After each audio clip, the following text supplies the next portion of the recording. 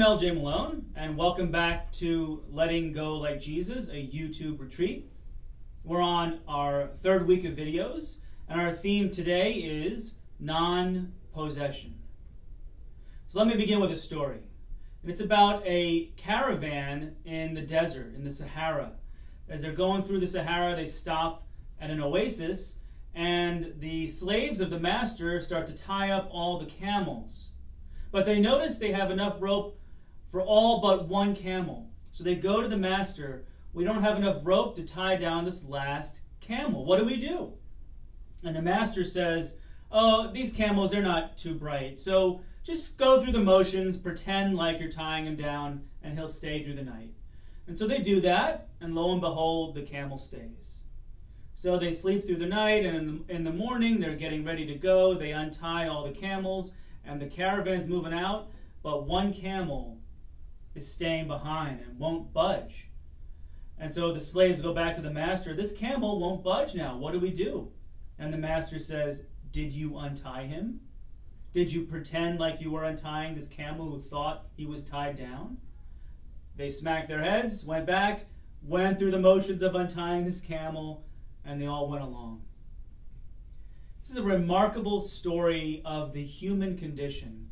And it's particularly remarkable because it shows what an attachment is. An attachment is a belief. It's an illusion that we're tying ourselves to. Just like the camel thought he was tied down, he wasn't. He was actually free.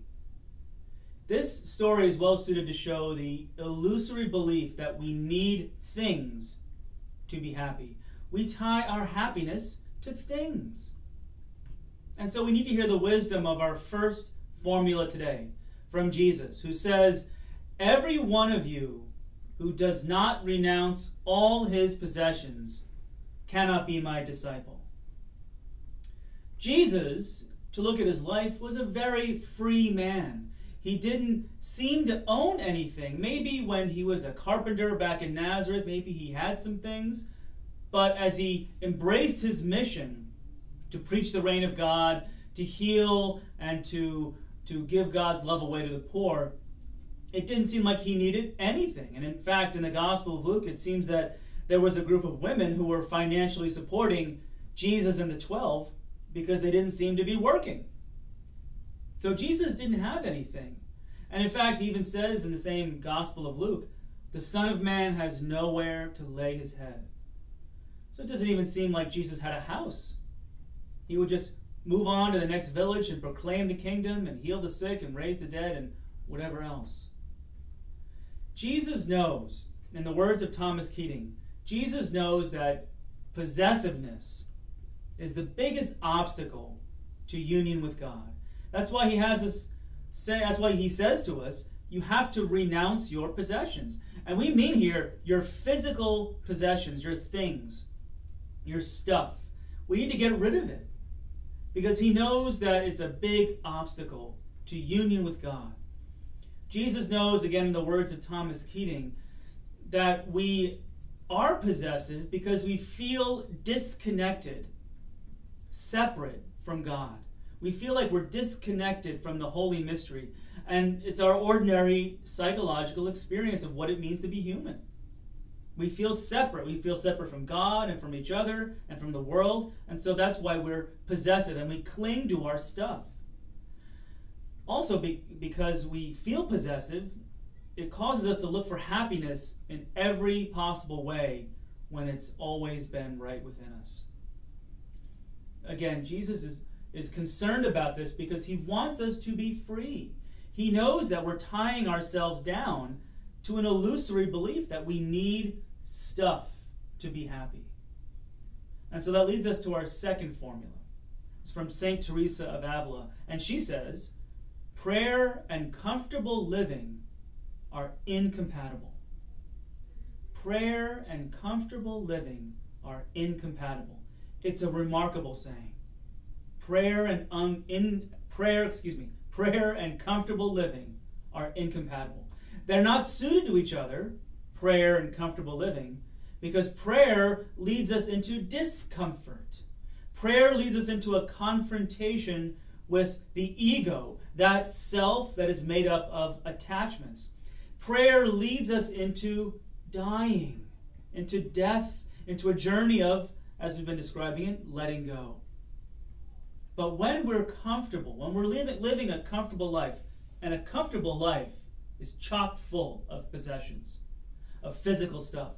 I mean, we have all this stuff in our lives: comfy couch, warm bed, TV, internet. All these things add to our comfort, you know.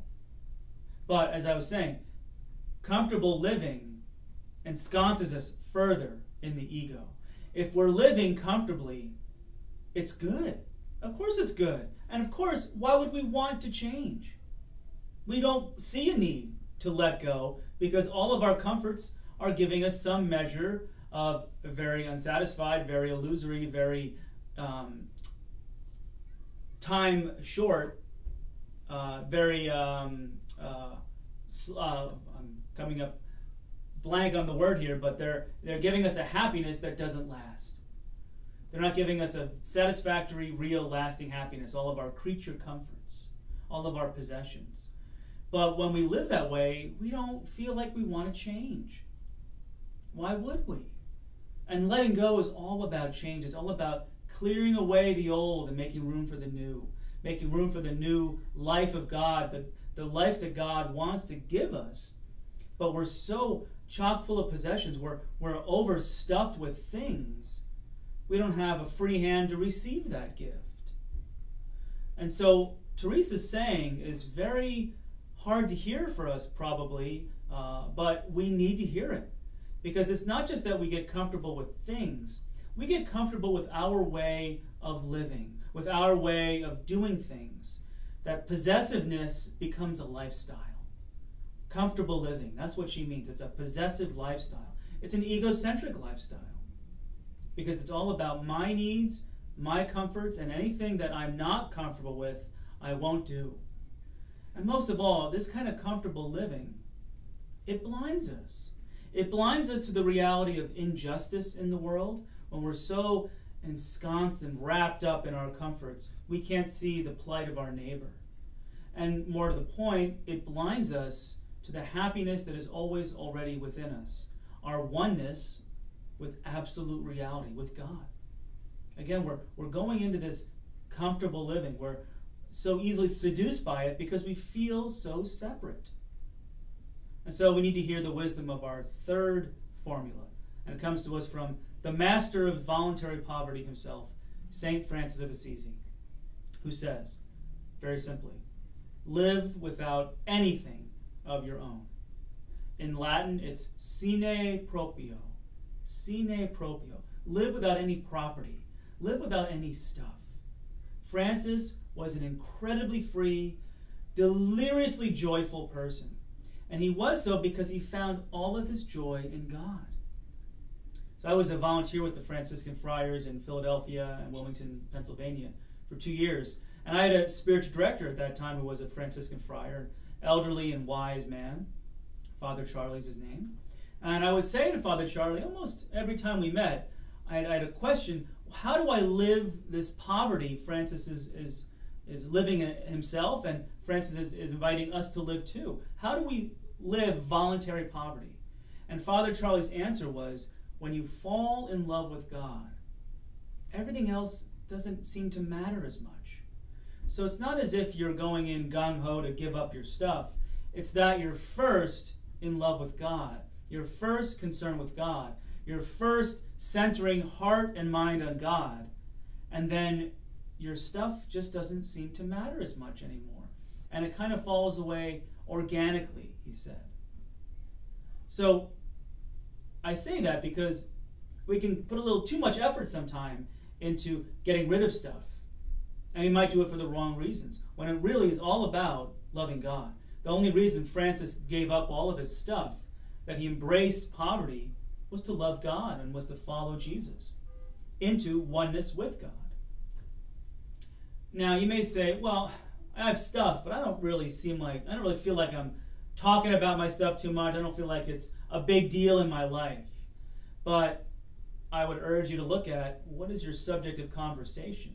Because it seems to me that even though those of us who don't feel like we're very possessive of physical things, we talk about physical things an awful lot. We talk about our possessions a lot. Our iPhones, our computers, our cars, the latest time-saving device in the kitchen, or the latest thing that can help us clean up better, or whatever it is. We seem to like to talk about these things because it does make us feel like I've got the newest and the best, and so I'm better than you. That's how the ego works. We'll identify with anything to make us feel superior, because the ego is a phantasm. It's what dies. That's not who we really are. So the ego will find anything. It will take anything it can to shore itself up and make it feel real. And that's what it does with physical possessions. And at this point, I want to talk about a video I watched, a documentary I watched on the tsunami in Japan in 2011, just to drive home this point about possessions are not our life. So in Japan in 2011, there was an earthquake off the coast of Japan, the east coast of Japan, in the ocean, deep in the ocean, and it created a tsunami that swept and it destroyed several towns, several large towns on the eastern coast of Japan. If you go onto YouTube, you can certainly find videos of this. It is horrifying. I think a few thousand died. I'm not sure of the number, but in this documentary that was done on British television, every survivor would say they lost everything. Their lives were devastated.